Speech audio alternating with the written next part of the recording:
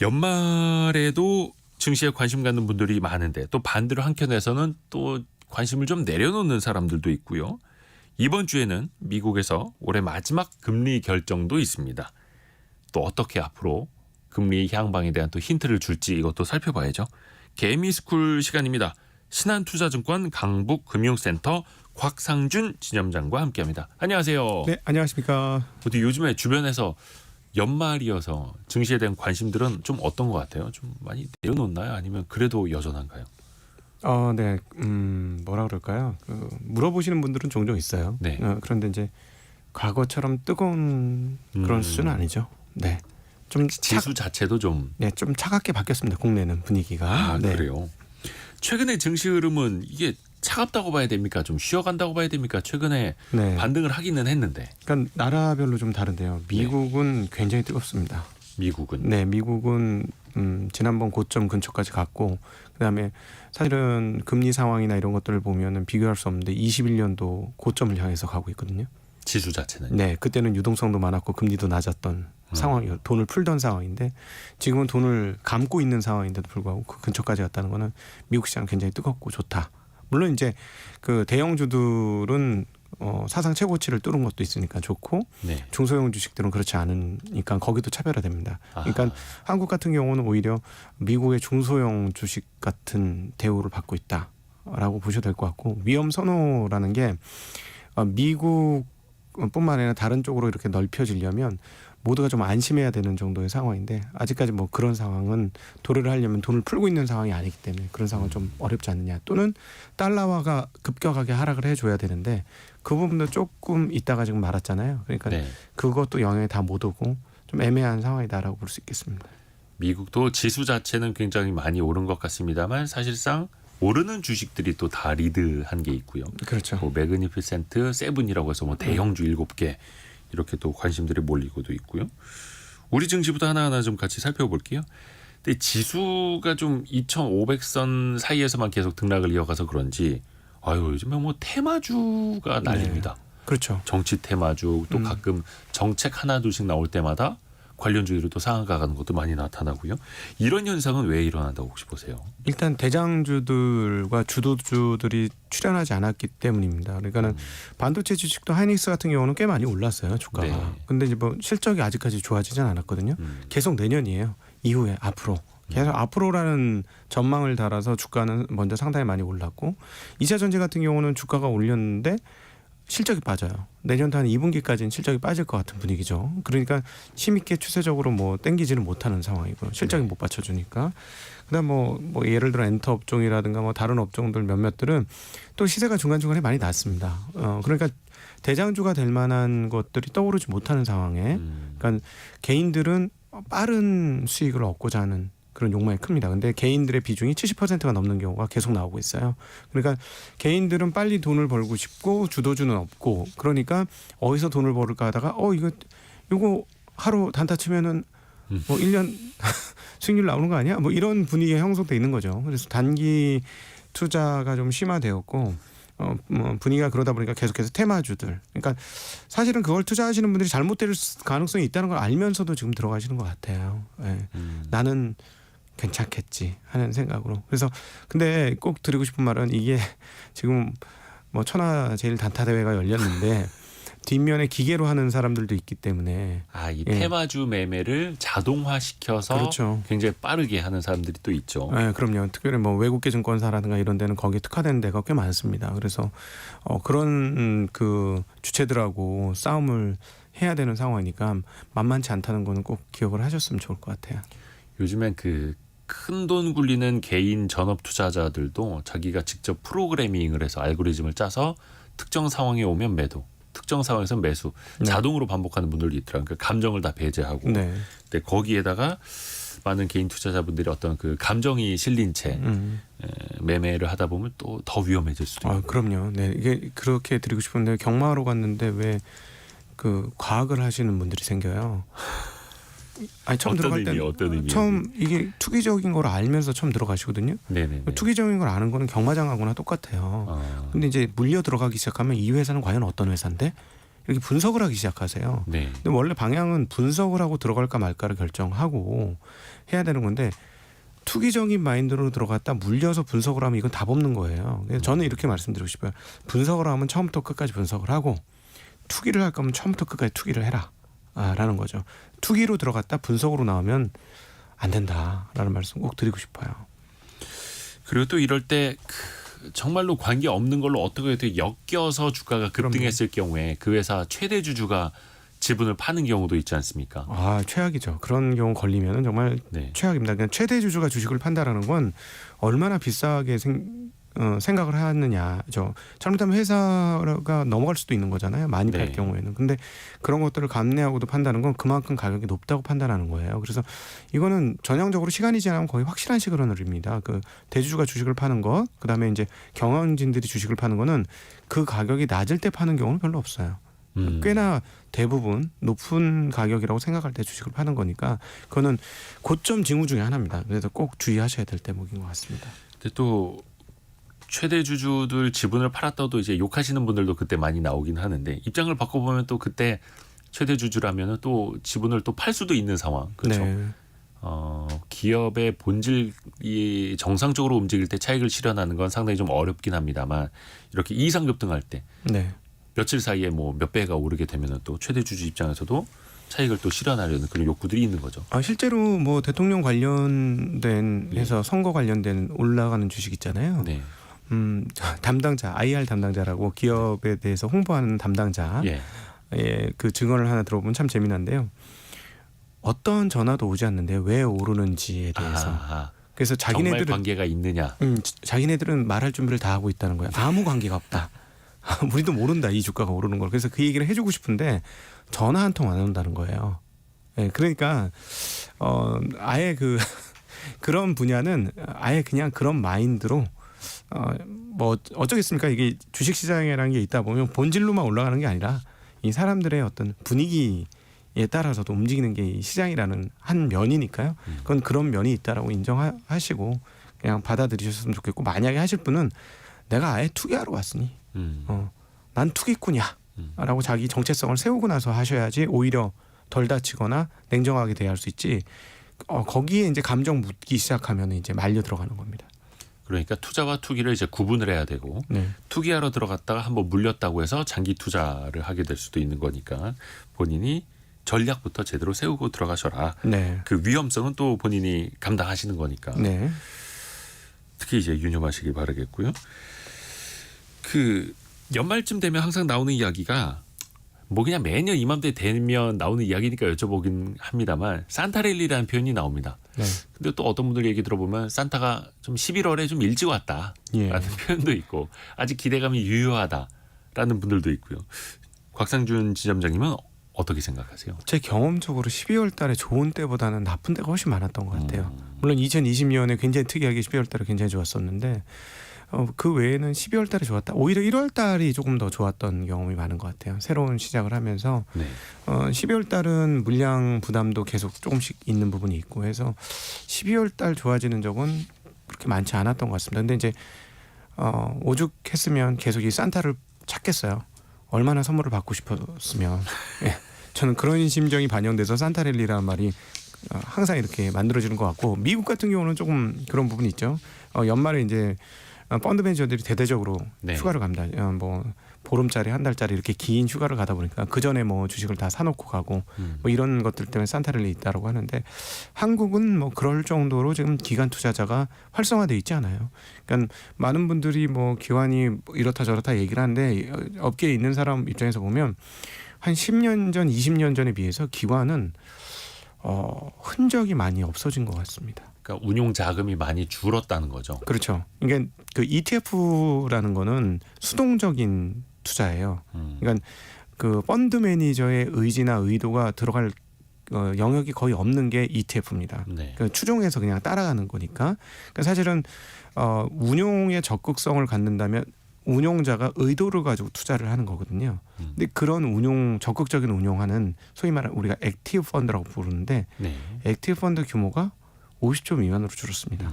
2,000조 시장에서 50조도 되지 않아요. 네. 예, 그리고 뭐 그 50조가 뭐 매일같이 회전되는 게 아니기 때문에 조금밖에 움직이지 않기 때문에 액티브 펀드의 시장에 미치는 영향은 거의 없다. 그래서 기관들이 뭐 연말에 휴가 시즌이니까 주식을 사놓고 간다. 뭐 그런 거는 거의 없다. 그리고 또 액티브 펀드 중에 또 상당 부분은 기관이나 그런 기금 자금을 받아서 하는 경우에는 벤치마크라는 게 있습니다. 그렇죠. 코스피 지수 같은 거. 예, 시장 대비 얼마나 움직였느냐 이거를 평가를 하는데 그리고 시장 대비 너무 그 괴리가 벌어지면 안 되니까 그 중에 한 70%는 시장하고 거의 비슷하게 포트폴리오를 짜요. 나머지 한 20-30%만 액티브로 운용하죠. 이런 부분들은 전형적인 액티브라고 보기 어려워요. 그러니까 실제로 한국에서 펀드 매니저들이 주말에 주식을 많이 사서 산타랠리를 만든다 뭐 이런 가능성은 지금 거의 없다고 보시면 되고 일반인들이 생각하시는 것보다 기관들의 여력이나 그 힘은 20년 전에 비해서는 현저하게 줄어있다 이렇게 보시면 될 것 같습니다. 특히 뭐 기관 투자자라 하더라도 기관에게 돈을 넣는 사람은 개인들이기 때문에 아니면 뭐 회사 자금이라든지 개인 투자자들이 맡기는 자금이기 때문에 그 돈이 들어와야 기관 펀드 매니저들도 네. 주식을 살 수 있는 거잖아요. 그러니까 요즘 생각해 보시면 옛날에는 한때 뭐 나 펀드 들었어. 네. 여기서 말하는 펀드는 액티브 펀드를 얘기하거든요. 예. 채권형 펀드도 아니고. 네. 근데 요즘 펀드 드신 분이 있으신가요? 그렇게 보시면 알아요. 그렇죠. 예전에 비해서 펀드 간접 투자 관심도 많이 떨어졌죠. 예, 그래서 이제 그 직접 투자를 하게 됐고 ETF는 그걸 더 부채질해서 직접 투자가 더 강화가 됐는데 저희가 이제 걱정인 거는 과연 개인들이 이 심리의 휘둘림을 이게 실력으로 하는 게 아니고 심력으로 하는 거라고 여러 번 말씀드렸지만 네. 진짜 시간이 갈수록 8할 이상이 심리인 것 같아요. 그렇죠. 주식시장에. 그래서 개인들이 그런 심리를 과연 잘 극복할 수 있을까 하는 걱정은 상당히 됩니다. 그래서 성공 예감 나올 때마다 여러 번 말씀드렸는데 내 마음을 다잡지 못하면 투자하기 어렵다는 말씀 다시 한번 드리고 싶습니다. 투자는 심리다라는 말도 있고요. 그리고 또 꾸준히 같이 공부를 하면서 투자를 해 나가야 하는 게 당연한 거고요. 그래서 저희 개미스쿨 시간이 있는 것 아니겠습니까? 네. 도움을 좀 드려야죠. 아까 그 미국 이야기 잠깐 좀 해주셔가지고 이른바 서학김이라고 하는 해외 투자하시는 분들의 흐름을 좀 한번 짚어볼까요? 최근에 보면 그동안 인기가 많았던 빅테크, 뭐 엔비디아, 애플, 테슬라, 아마존, AMD, 인텔, 메타 같은 주식들을 최근에는 개인 투자자들이 좀 순매도를 많이 했다고 합니다. 이건 어떤 특별한 이유가 있을까요? 서학개미들의 그 수준이 정말 많이 올라갔다는 느낌 많이 들고요. 공부 정말 많이 했다. 예. 그리고 공부할 수 있는 그 뭐랄까 거리들이 과거에 비해서 훨씬 더 많아졌다. 뭐 유튜브라든가 다른 여러 가지를 통해서 학습이 많이 돼서 많이 올랐어요. 연초 대비. 네. 뭐 메타 같은 경우는 한 200% 정도 올랐고 100% 이상 오른 주식이 꽤 많습니다. 그러니까 이들의 이제 주가가 꽤 많이 올랐다고 판단한 것 같습니다. 그래서 이제 교체 매매를 상당 부분 실행한 것 같고요.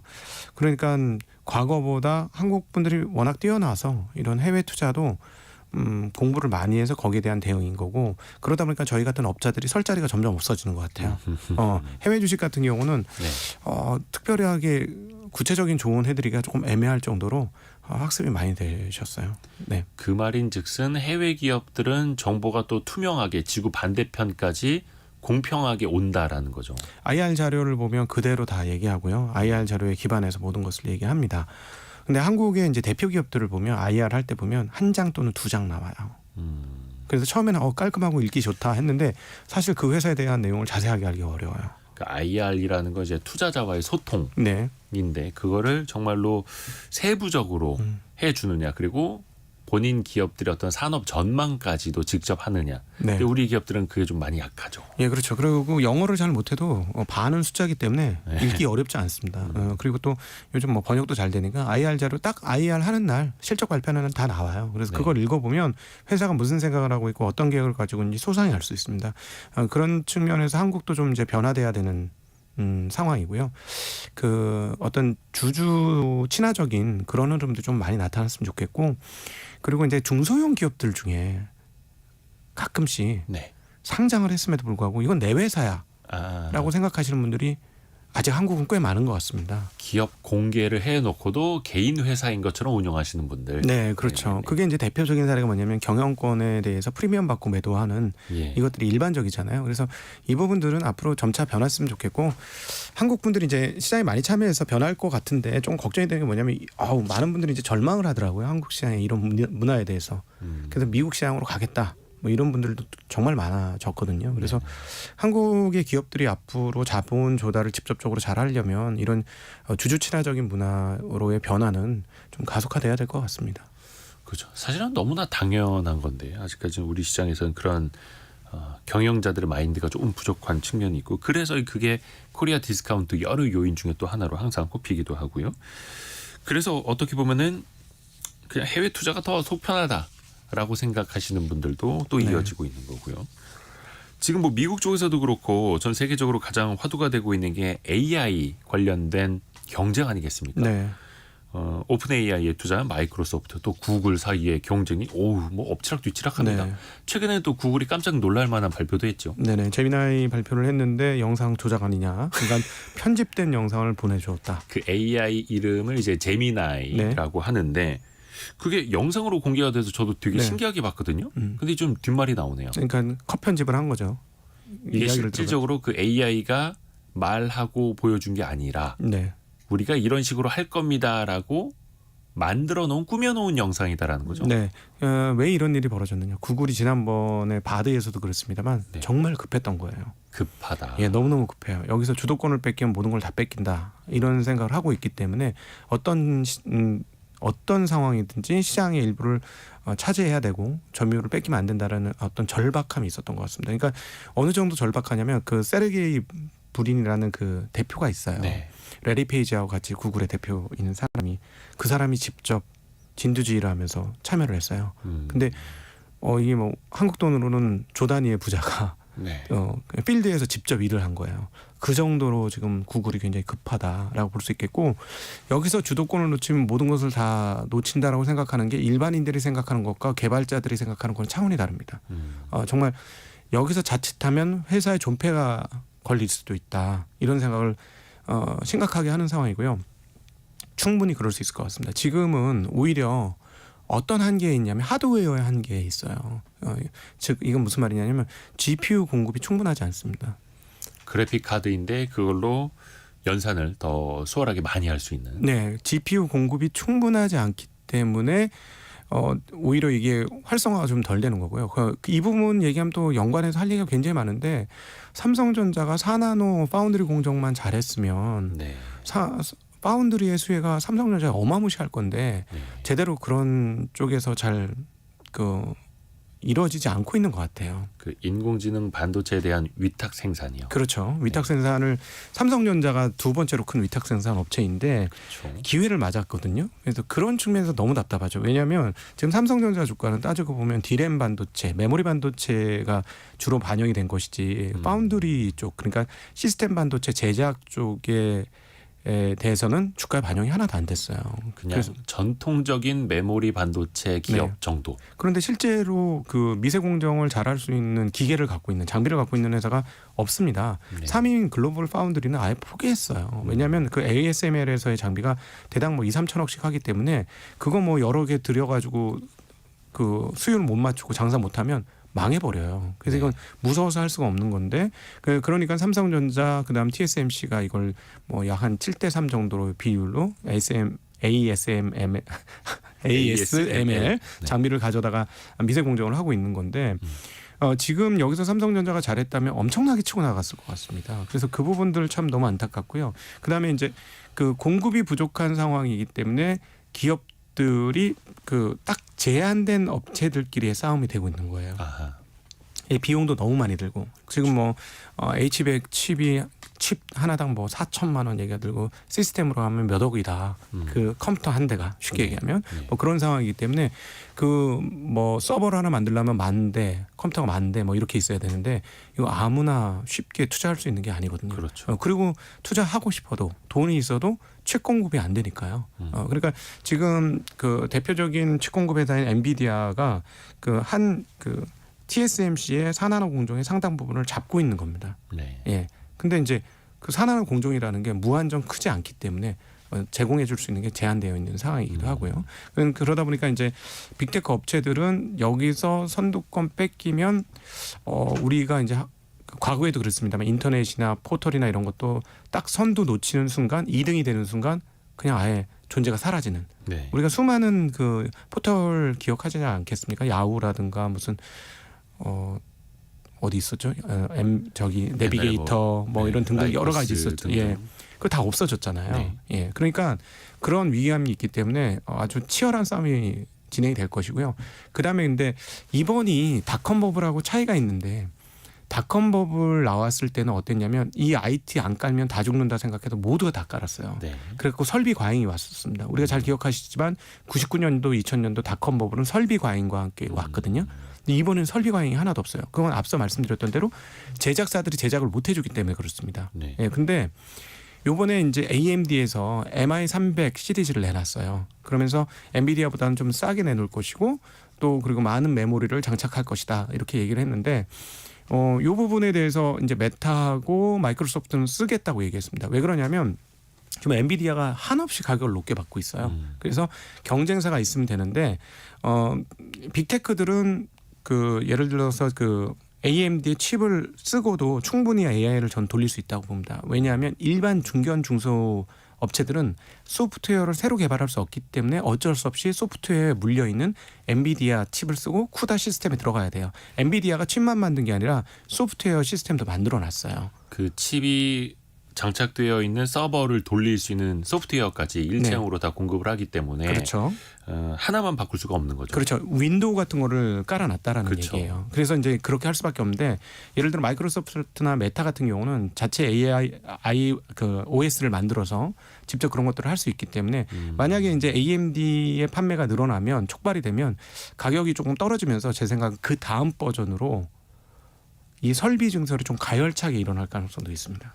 지금은 거의 엔비디아가 독주를 하고 있는데 AMD와 좀 경쟁 체제가 되면은 네. 훨씬 더 설비 투자가 더 늘어날 수 있다. 네, 지금은 수요에 맞는 공급이 또 늘어나면서. 그렇죠. 공급도 안 되고 가격도 너무 비싸서 할 수가 없는데 만약에 가격이 상당히 많이 떨어지게 되면 예를 들어 한국의 네이버 같은 회사도 제대로 투자를 못하는 걸 투자를 늘릴 수가 있죠. 네. 예, 왜냐하면 지금은 공급도 없지 가격도 비싸지 하니까 엄두가 안 나는 거예요. 잘못 투자했다 큰일 날 수도 있는 거니까. 네. 근데 만약에 이제 칩값도 내려가고 경쟁에 의해서 칩값도 내려가고 공급도 많아지면 조금 상황이 달라질 수 있고 설비 증설이 있을 수가 있죠. 그러면 한국은 굉장히 유리해지는데 이 점에서 계속 안타까운 게 네. 삼성의 파운드리가 뭘 하고 있느냐. 이 부분이 계속 안타깝습니다. 그러니까 삼성 주주들 입장에서는 정말 답답한 상황이에요. 그러니까 주가가 정말 제대로 이렇게 튈 수 있는 상황이었는데 그 기회를 제대로 못 잡고 있어서 좀 많이 안타깝습니다. 약간 그 AI 반도체라고 하는 그 GPU에 같이 들어가는 HBM이라는 고대역폭 메모리도 네. 하이닉스에 좀 뒤처지고 있는 거고 삼성전자가 현재. 그 부분도 정말 너무 이상한 거예요. 왜 그러냐면 삼성이 그런 회사가 아닌데 네. HBM이 엄청나게 어려우냐. 좀 쉽지는 않습니다. 쉽게 얘기하면 D램에 수많은 구멍을 뚫어갖고 여러 개 층을 연결시켜야 돼요. 네. 예, 그래서 뭐 쉽진 않죠. 그럼에도 불구하고 삼성전자의 기술이면 할 수 있는 거거든요. 저희가 그동안 봐왔던 삼성전자라면. 근데 이게 왜 이렇게 시간이 많이 걸리지? 그리고 번번이 하겠다고 했는데 날짜가 다 됐는데도 불구하고 이루어내지 못하고.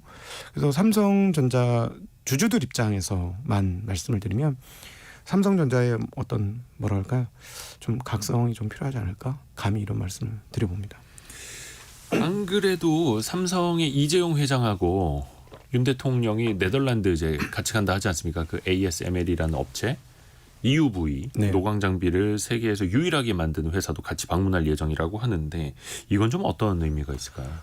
앞서 말씀드렸습니다만은 ASML의 그 EUV 노광 장비를 제대로 획도할 수 있는 회사가 별로 없어요. 그러니까 획득할 수 있는 업체 그러니까 돈이 써도 못 산다는 거죠. 그럼요. 그래서 뭐 TSMC, 삼성전자, 하이닉스 그리고 한두 개 더 뭐 이런 정도 회사고 그다음 중국 업체들은 아예 주지도 않고 있는 거니까요. 근데 이제 문제는 뭐냐면 저희가 답답한 부분은 그래도 세계에서 두 번째로 많은 EUV 장비를 들여온 회사가 바로 삼성전자인데 네.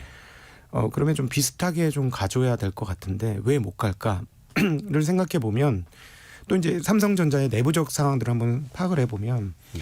약간 삼성전자의 DNA하고도 좀 연관이 있는 것 같습니다. 왜냐하면 삼성전자는 그 반도체를 만들 때 네. 중요하게 생각했던 게 뭐냐면 웨이퍼 위에다 반도체를 그려넣는 전공정을 굉장하게 중요하게 생각했어요. 죄송합니다. 근데 최근에 와서 그 5나노 이하 때 들어오면서 중요해진 게 후공정이에요. 페나울 레벨 패키지, 웨이퍼 레벨 패키지라고 하는 거기에서부터 TSMC에 밀리기 시작했거든요. 그러니까 후공정 패키징이라고 하면은 칩이 거의 다 만들어지고 난 다음에 이걸 어떻게 쌓고 포장하고 네. 만들 것인가. 네, 연결을 어떻게 시킬 것이냐. 예. 그 연결을 어떻게 시킬 것이냐가 입출력의 개수를 좌우합니다. 반도체의 성능이라는 건 한 번에 연산을 얼마나 많이 해줄 것이냐고, 한 번에 연산을 많이 해주려면 전기 신호가 한 번에 얼마나 많이 들어갔다 나왔다. 이걸 우리가 I/O 개수라고 하는데요. 네. 이 그 TSMC의 페나울 레벨 패키지가, 웨이퍼 레벨 패키지가 I/O 개수가 엄청나게 많아요. 그래서 이 부분에서 삼성이 좀 밀리기 시작했는데, 그러니까 그렇게 한번 밀렸으면 사실은 이 패키지가 엄청나게 중요하다고 생각해서 여기다 이제 정말 뭔가 훨씬 더 많은 투자를 해서 진행을 해야 되는데, 제가 내부적인 상황을 다 알지는 모르겠습니다. 다 알지는 못합니다만 왜 지금 이게 꽤나 오래됐는데 이 부분들이 캐치업을 못하는가. 삼성전자가 잘하던 회사였는데 하면서 좀 안타까움이 좀 많습니다. 네. 하여튼 뭐 네덜란드 순방을 통해서 좀 좋은 소식이라도 뭐 좀 들려왔으면 하는 바람 가져보고요. 삼성전자 주주분들도 그거 아마 많이 기다리고 계실 텐데. 다른 이야기 잠깐 좀 넘어가서 볼까요? 앞에서는 좀 테마주 장세 국내에서 이야기를 했는데 세계적으로도 그렇고 지금 가상자산이 또 난립니다. 네. 비트코인 가격도 많이 올랐고 또 그 코인 자체를 이제 거래하는 거래소들도 일부 이제 해외에서 상장된 게 있죠. 거기에도 많은 투자자분들이 또 관심을 갖고 계시더라고요. 이런 흐름은 좀 어떻게 보시나요? 그 이제 D-Day가 오고 있습니다. 1월 10일 날. D-Day요? 네. 그러니까 그 블랙록 그다음에 아크 인베스트먼트 이런 데에서 그 비트코인 현물 ETF를 신청을 했어요. 네. 우리 거래할 수 있게 해달라. 네. 근데 만약에 현물 ETF가 통과가 돼서 거래가 되면 어떻게 되냐면 거래량이 늘어나는 만큼 현물 ETF를 사놔야 됩니다. 그렇죠. 그 ETF로 돈이 들어오는 만큼 실제로 비트코인을 사야 되는 거죠. 그렇죠. 운용사들이. 근데 잘 아시다시피 비트코인의 유통량이나 거래량이라는 게 뻔하기 때문에 사자 세력이 갑자기 늘어나면 가격이 오르겠죠. 네. 그게 이제 SEC 그 미국의 증권거래소에서 답변을 해야 될 시점이 점점 다가오고 있는데 그게 1월 10일입니다. 거기에 대한 기대감들이 지금 압도적으로 작용을 하고 있다. 이렇게 볼 수 있겠고요. 그래서 어떤 측면에서 보면 선반영일 수도 있어요. 그래서 비트코인 투자를 하시는 분은 이 선반영이 많이 되면 많이 될수록 D-Day 때 먹을 게 없을 겁니다. 조심하셔야 돼요. 그러니까 시나리오를 하나 짜드리면 D-Day인 1월 10일까지는 상당히 많이 좋은 흐름들을 보여줄 것이다. 그리고 D-Day가 가까이 오면 그 사전에 많이 올랐을 경우에 D-Day 때 잘못될 거를 감안한 물량이 출회될 수도 있다. 반대로. 그러니까 현물 ETF가 승인이 안 될 가능성도 네. 없는 건 아니니까요. 그렇죠. 그러니까 그 지금 미국의 ETF 시장 규모가 7조 달러, 예. 9천억 원이 9천조입니다. 네. 9천조. 9천조. 이 정도 시장이고 그 이제 비트코인은 그 중에 한 8% 정도 수준밖에 안 돼요. 근데 이 ETF 시장에 들어가서 이 큰 물에 들어가서 자금이 조금이라도 이동하면 현물이 그 ETF가 올라가면서 비트코인 올리는 건 자명한 사실이에요. 네. 그리고 어디까지 올라갈지도 몰라요. 근데 SEC 입장에서는 과연 이것을 허용해 줄지 저는 여전히 안개 속인 것 같습니다. 그러니까 그 자산 운용사 입장에서는 이거를 런칭을 해서 띄워서 거래가 많이 되면 거래 수수료를 받으니까 네. 무조건 좋아요. 그러니까 자산 운용사는 이걸 상장하기를 간절히 바랄 겁니다. 근데 SEC 입장에서는 만약 이것이 들어왔을 때 시장 교란이 되지 않을까 하는 고민은 해봐야 되겠죠. 그렇죠. 예, 왜냐하면 이 투기 그 총량이 적은 데가 매수세가 있으면 가격 변동폭이 엄청나게 크기 때문에 투기 세력이 굉장히 많이 들어갈 수 있죠. 만약 그렇게 돼서 이쪽으로 뭔가 쏠림이 오면 기존의 증권 관련 ETF들은 어떻게 될 거냐는 거예요. 그리고 또 기존의 증권 관련 ETF와 이 비트코인 ETF의 가장 큰 차이점은 뭐냐면 증권 관련은 그래도 배당을 주잖아요. 네. 기업이 운용을 해가지고 수익이 나면 배당을 주는데 비트코인 배당 같은 건 없어요. 그러니까 순전히 가격의 수급의 흐름에 따라서 가격이 움직이는 네. 그런 모양을 보여주는 거라 SEC가 그동안에 다뤘던 자산하고는 좀 성격이 좀 달라서 과연 이걸 그렇게 할 것이냐 하는 거는 잘 모르겠어요. 그래서 이 투자를 하시는 분들은 이 부분에 대해서 꼭 인지를 하고 있으셔야 되겠고요. 그다음에 이제 점점 많은 분들이 가격이 오르니까 관심을 가지기 시작하는 것도 재미난 현상입니다. 그렇죠. 2만 달러 때는 아무도 얘기 안 했어요. 4만 달러 때 되니까 얘기를 많이 합니다. 네네네. 이게 사람의 인지상정이거든요. 가격이 떨어졌을 때 2만 달러 때 샀으면 지금 되게 행복하겠죠. 네. 엄청나게 많이 올랐으니까. 근데 관심은 2만 달러 안 생겨요. 가격이 올라야 생겨요. 자산에 대한 심리의 움직임은 항상 이런 식입니다. 그렇죠. 가격이 올라야 마음이 갑니다. 근데 어떤 자산에서 좋은 결과를 얻으려면 가격이 쌀 때 사서 비쌀 때 파는 거가 네. 핵심인 거거든요. 네. 근데 관심은 비쌀 때 생겨요. 그렇죠. 그래서 투자자분들은 이 부분에 대해서 꼭 좀 고민을 하시고 비트코인에 대해서 좀 생각하시면 좋을 것 같습니다. 이제 하나 둘씩 주변에서 이 코인 사야 되는 거 아니야? 저 그렇죠. 코인 사야 되는 거 아니야? 네. 저 코인 저 때 살 걸. 이런 이야기들이 들려오기 시작을 합니다. 네. 또 이럴 때가 또 위험한 거긴 한데요. 네, 근데 현물 ETF가 통과된다면 뭐 잠깐 선반영된 게 떨어졌다가 더 갈 수는 있죠. 현물 ETF는 그만큼 파괴적이라고 생각을 하고 있습니다. 파괴적이다. 예. 그렇죠. 만약에 된다면 네. 그게 D-Day는 1월 10일이라고요. 네. 한 달 남았네요. 딱. 네. 그 즈음 돼서 또 한번 살펴봐야겠습니다. 그리고 미국의 통화 정책 한번 좀 이야기를 해볼까요? 예. 이번 주 우리 시간으로 목요일 새벽이면 미국 연준의 FOMC 회의 결과가 나옵니다. 네. 올해 뭐 당연히 마지막 통화 정책 회의이고 전반적으로 내년의 금리 향방이 어떨 것인가를 이번 통화 정책 회의를 통해서 가늠할 수가 있겠죠. 네. 저는 여기서 이제 가장 관심이 많은 게 연준 인사들이 채권 시장에 영향을 받는지 여부가 정말 궁금합니다. 채권 시장에 영향을 받는지 여부요. 네. 왜냐하면 이제 시중금리 시장, 채권 시장이 네. 최근에 10년물 국채 금리가 5%를 돌파했을 때 연준 인사들이 발언을 아주 나긋나긋하게 했어요. 불과 그게 10월. 그렇죠. 한 달 반 전이었어요. 네, 그때 어떻게 발언을 했냐면 시중금리가 이렇게 많이 오르면 우리는 굳이 금리를 안 올려도 된다라는 톤으로 얘기를 했습니다. 이 정도에서 그냥 멈춰도 상관없다 이런 얘기를 했어요. 근데 이제 지금은 4.1%까지 한번 떨어졌거든요. 네네. 그러니까 그 근처에서 나왔던 연준 인사들의 발언은 조금 매파적으로 바뀌었습니다. 우리는 여전히 그 데이터를 보고 인플레이션이 떨어지지 않고 그러면 언제든지 금리를 올릴 수 있다. 이렇게 또 반대로 이야기를 했어요. 지난번 5.0% 찍었을 때하고는 좀 사뭇 분위기가 다르거든요. 그래서 제가 궁금한 거는 과연 연준 인사들이 채권 시장에 영향을 받을 것이냐. 즉 채권이 너무 빨리 경기 하강을 반영해서 금리가 너무 많이 떨어진 이 상황들을 네. 어떻게 볼 것인가 하는 게 너무 궁금한 거예요. 그래서 이게 바람직하지 않다라고 생각을 한다면 아마도 점도표에도 변동이 없고 금리도 동결되고 발언도 매파적일 것 같습니다. 그냥 시중금 채권 시장이 앞서간 거야. 이렇게요. 그거를 경고하고 싶다면 그러니까 채권 시장이 앞서갔다고 자기들이 인식을 하고 그걸 경고하고 싶다면 발언을 좀 세게 할 겁니다. 그러면 아마 시장이 상당히 큰 충격을 받겠죠. 물론 단기적이긴 하겠습니다만 충격을 받을 겁니다. 그럼에도 불구하고 이번 지난 한 주 동안의 고용 지표들이 나왔는데요. 그 감원 지표, 그다음에 비농업 고용, ADP 비농업 고용, 노동부 비농업 고용이 나왔는데 제가 보기에는 지난 주말에 있었던 노동부 비농업 고용 19만 9천 나왔습니다마는 그 전미 자동차 노조가 파업에서 복귀해서 좀 들어왔던 그 고용 상황들을 감안해 보면 네. 이 분위기는 우하향이 맞는 것 같습니다. 미국 경기에. 그러니까 지난주에 미국의 고용 지표가 양호하게 나왔던 거는 파업에 들어갔던 사람들이 좀 복귀를 하면서 그랬던 거고 그걸 네. 제외하면 여전히 미국의 고용 지표는 좀 식어가고 있다라는 말씀이시죠. 네, 그러니까 오르락 내리락 하지만 좀 장기 추세로 보면 계속 조금씩 우하향하고 있다라는 것이죠. 근데 여기서 이제 한 가지 유의해서 보셔야 될 점이 최근에 그 이은택 애널리스트가 아주 재미난 이야기를 했는데 저도 전적으로 동감하는 부분인데 네. 파월 의장이 변호사 출신이다. 아하. 변호사 출신이기 때문에 증거주의를 법률가이기 가져간다. 때문에 그렇죠. 확고한 증거가 있을 때 행동한다. 그럼 이건 무슨 말이냐면 데이터 디펜던트가 바로 거기서 나온 얘기고 데이터가 나오고 나서 결정하는데 문제는 뭐냐면 데이터는 뒤에 나와요. 후행적이죠. 내년 1월 달 데이터가 지금 나오진 않거든요. 네네네.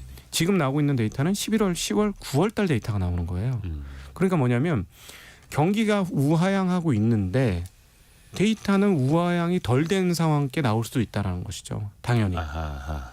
그러면 연준의 행동은 꽤나 늦게 움직일 것이다. 후행적일 수밖에 없다. 예, 그러니까 이번 12월 연준 뚜껑을 딱 열고 보면은 실물에서는 야 경기 꺾이는 게 확실히 보여. 옛날 뭐 고용 아직 뜨겁지만 예전에 비해서는 뜨겁지 않고 그다음에 뭐 실업률도 낮아졌지만 뭐 좋은 직장이 많은 것도 아니고 점점점 모든 것들이 우하향하고 있어. 그다음 연체율도 조금씩 올라가. 뭐 이렇게 하면서 우하향을 예상을 했단 말이죠. 시중에서는. 네. 근데 데이터는 그전께 나오니까 그 정도까지는 아닐 거란 말이에요. 네. 네. 그러면 연준이 그걸 보고 매파적인 태도를 유지했다. 그럼 시장은 충격을 받겠죠. 왜냐하면 떨어질 걸 예상해서 반영을 해놨는데 연준은 꼿꼿한 태도를 지키고 있으니까. 그럼에도 불구하고 제가 보기엔 장기적으로는 내년도에는 그 시중 경기들이 조금씩 하향하고 있어서 거기에 대한 반영은 될 것이다. 그러나 딱 하나 이 부분은 잘 모르겠다. 연준이 생각하는 것만큼 경기가 서서히 줄어들 하강할 거냐. 그다음 채권 시장이 생각하는 것만큼 경기가 빠르게 하강할 거냐. 이 정도 차이는 잘 모르겠다. 지금 왜냐하면 지난 주말에 나왔던 그 고용 지표나 이런 것들을 보면 채권 시장은 경기가 너무 빨리 식을 거라고 예상을 했고 네. 연준은 아니다. 아직도 빳빳하다. 이렇게 얘기를 하고 있으니 둘 중에 누가 맞는지 누가 더 근사치 있는지는 시간이 지나 보면서 데이터 나와야 확인할 수 있을 것 같다라고 판단을 하고 있어요. 시장이 너무 앞서가고 있는 건지 연준이 너무 뒤에서 오고 있는 건지는 네. 일단은 그 판단이 나와봐야만 네. 알 수 있는 거고요. 그래서 그냥 뭐 중간쯤 이렇게 생각하시면 어떨까 싶습니다. 파월이 이제 가장 많이 썼던 표현이 데이터에 따라서라고 네. 하는 거니까 그 또 데이터를 그래서 생각해 보면은 그 미국 연준 통화정책회의 하루 전날 물가 지표가 나옵니다. 네, 그렇습니다. 이거 자체는 일단 이거는 뭐 떨어질 것 같은 게 왜냐하면은 지금 유가가 너무 많이 빠졌습니다. 그 유가를 계산을 해보니까 지난 9월달, 10월달 네. 보다 지금 한 $10 정도 더 떨어져 있어요. 배럴당 $70대 깨고 지금, 내려가기도 했고. 네, 지금 $72 정도 한 71, 72 정도니까 굉장히 많이 내려가서 헤드라인 CPI는 계속해서 빠지는 상황이 안 나올 수가 없습니다. 12월치까지 계속 빠지게 될 겁니다. 네. 그래서 CPI는 꾸준히 빠지게 되면서 소비자 물가 지수. 네, 그러면서 이제 시장에 그렇게 충격은 주지 않을 것으로 보여지고요. CPI 나오면 채권 시장 거봐 우리가 맞을 거야. 경기는 빠른 속도로 하강하고 있어라는 얘기를 할 것이고요. 반면에 이번에 고용 나온 걸 봐서는 그리고 또 소비자들의 어떤 심리 지표, 미시건 심리 지표가 여러 개 나왔는데 다들 꽤나 많이 지난달보다 올랐어요. 그래서 그러니까 미국의 소비자 심리는 아직도 탄탄하다. 예, 그런 것들을 감안해 보면 연준이 생각하는 것처럼 생각보다 그렇게 경기가 급하게 꺾이지 않는다라는 것도 또 틀리지 않은 것 같습니다. 양쪽이 지금 다 열려 있다라고 정리해 볼 수 있을 것 같아요. 그러니까 연준 입장에서는 뭔가 선제적으로 금리를 낮춰야 할 필요성을 아직은 못 느낀다. 그렇죠. 또 이렇게 점철이 되기도 하네요. 그러다가 만약에 실물 시장이 실제로 세게 꺾이면 뒤늦게 한꺼번에 금리를 내려야 될 겁니다. 근데 이 부분이 과연 내년도에 이렇게 일어날 그렇죠, 것이냐 그렇죠. 그런 게 그러면 어떻게 되냐면 금리를 내리기 전까지는 시장이 충격을 받다가 하고 금리를 급하게 내리면 시장이 갑자기 붐업을 할 거예요. 이건 딱 그 코로나 때하고 인플레이션 딱 반대일 거예요. 인플레이션 지금 멀쩡해. 그냥 일시적이야라고 얘기하다가 인플레이션이 너무 튀니까 75bp씩 빵빵빵 금리를 네. 연속으로 올렸잖아요. 그러니까 결국 이게 그 변호사 출신의 증거주의가 발생시킨 후행적 대응이다라는 거죠. 근데 그건 금리 올릴 때도 그렇게 대응을 했으니 금리 내릴 때도 그런 후행적 대응이 있을 가능성이 있다. 상당히 그건 동의가 되는 얘기입니다. 항상 그 시장의 예상을 벗어날 때 더 환호를 하기도 하고 충격을 받기도 하고 그래 왔으니까요. 그래서 우리 시간으로 목요일 새벽이면 또 연준의 금리 발표 그리고 또 이번에는 경제 전망과 점도표 금리 예측하는 것들도 나오니까요. 그때 또 한번 그 보고 그 다음에도 또 이야기를 해봐야겠습니다. 신한투자증권 강북금융센터의 곽상준 지점장과 함께했습니다. 고맙습니다. 감사합니다. 감사합니다.